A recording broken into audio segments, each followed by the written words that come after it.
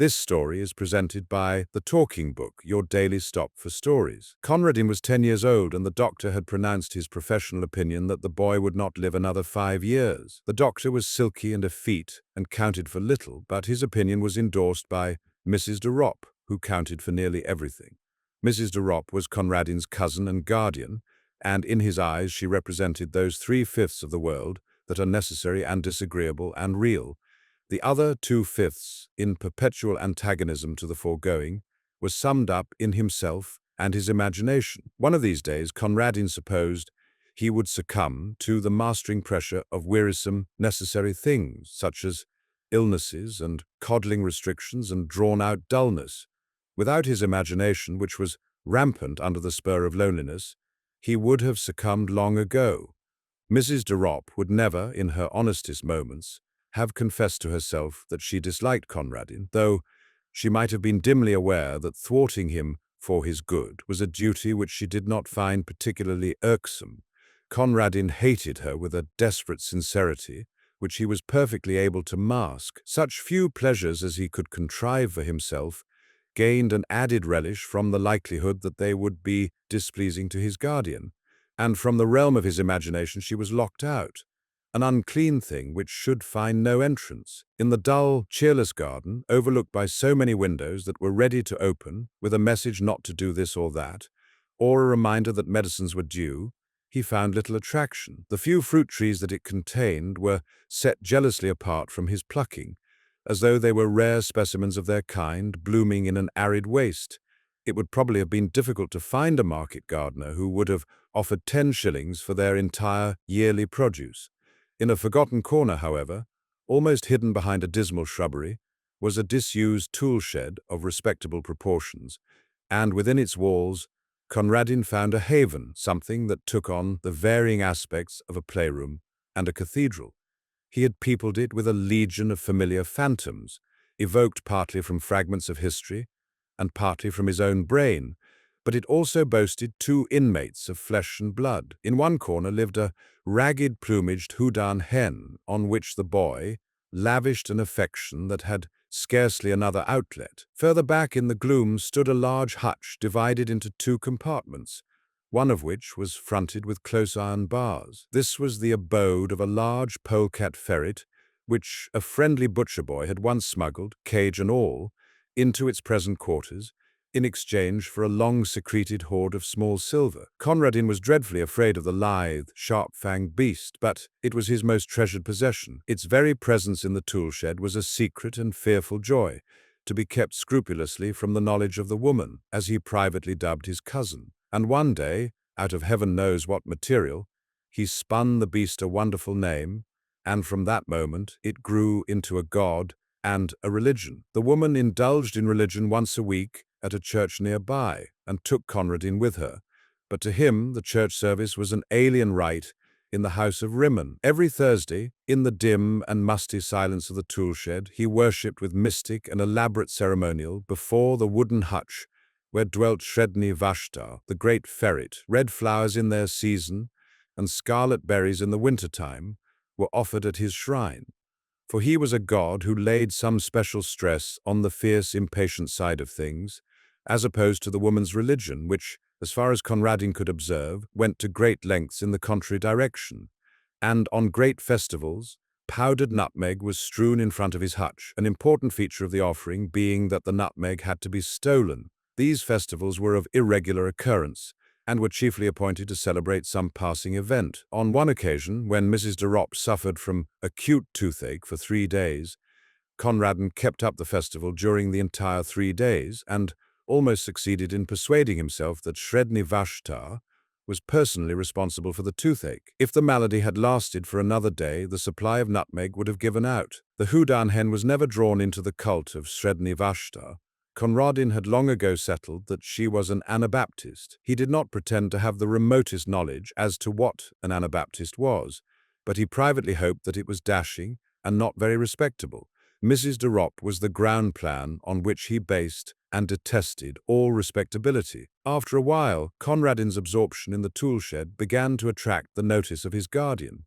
It is not good for him to be pottering down there in all weathers, she promptly decided, And at breakfast one morning, she announced that the Houdan hen had been sold and taken away overnight. With her short-sighted eyes, she peered at Conradin, waiting for an outbreak of rage and sorrow, which she was ready to rebuke with a flow of excellent precepts and reasoning. But Conradin said nothing. There was nothing to be said. Something, perhaps, in his white-set face gave her a momentary qualm, for at tea that afternoon there was toast on the table, a delicacy which she usually banned on the ground that it was bad for him, also because the making of it gave trouble, a deadly offense in the middle-class feminine eye. "I thought you liked toast," she exclaimed, with an injured air, observing that he did not touch it. "Sometimes," said Conradin. In the shed that evening, there was an innovation in the worship of the hutch god. Conradin had been wont to chant his praises.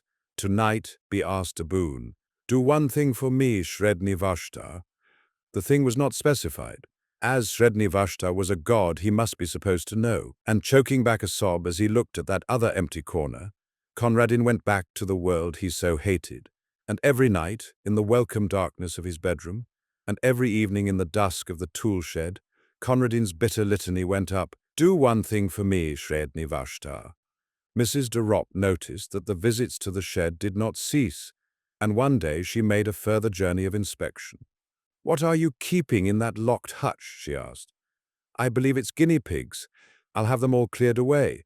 Conradin shut his lips tight, but the woman ransacked his bedroom till she found the carefully hidden key, and forthwith marched down to the shed to complete her discovery. It was a cold afternoon, and Conradin had been bidden to keep to the house.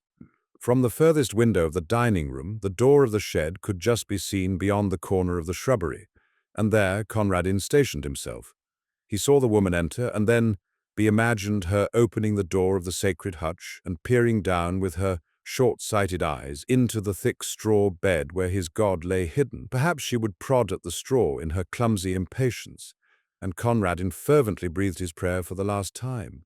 But he knew as he prayed that he did not believe. He knew that the woman would come out presently with that pursed smile he loathed so well on her face, and that in an hour or two the gardener would carry away his wonderful god, a god no longer, but a simple brown ferret in a hutch. And he knew that the woman would triumph always, as she triumphed now, and that he would grow ever more sickly under her pestering and domineering and superior wisdom, till one day nothing would matter much more with him, and the doctor would be proved right. And in the sting and misery of his defeat, he began to chant loudly and defiantly the hymn of his threatened idol. Sredni Vashtar went forth. His thoughts were red thoughts, and his teeth were white. His enemies called for peace, but he brought them death. Sredni Vashtar the beautiful.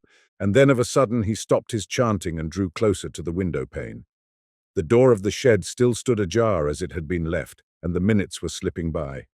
They were long minutes, but they slipped by nevertheless. He watched the starlings running and flying in little parties across the lawn. He counted them over and over again, with one eye always on that swinging door.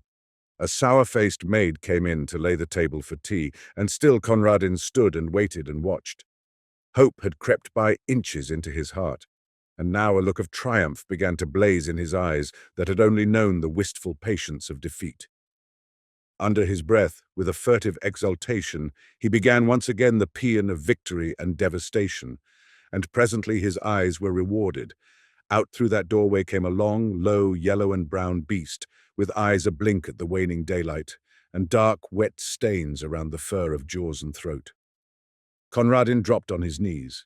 The great polecat ferret made its way down to a small brook at the foot of the garden, drank for a moment, then crossed a little plank bridge and was lost to sight in the bushes. Such was the passing of Sredni Vashtar. "Tea is ready," said the sour-faced maid. "Where is the mistress?"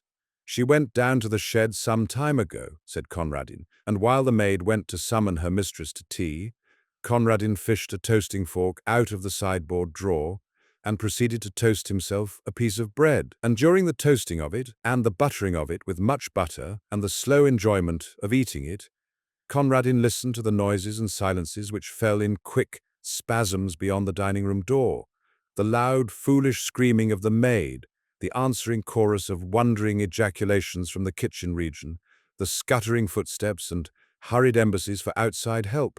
And then, after a lull, the scared sobbings and the shuffling tread of those who bore a heavy burden into the house. "Whoever will break it to the poor child?" "I couldn't for the life of me," exclaimed a shrill voice. And, while they debated the matter among themselves, Conradin made himself another piece of toast.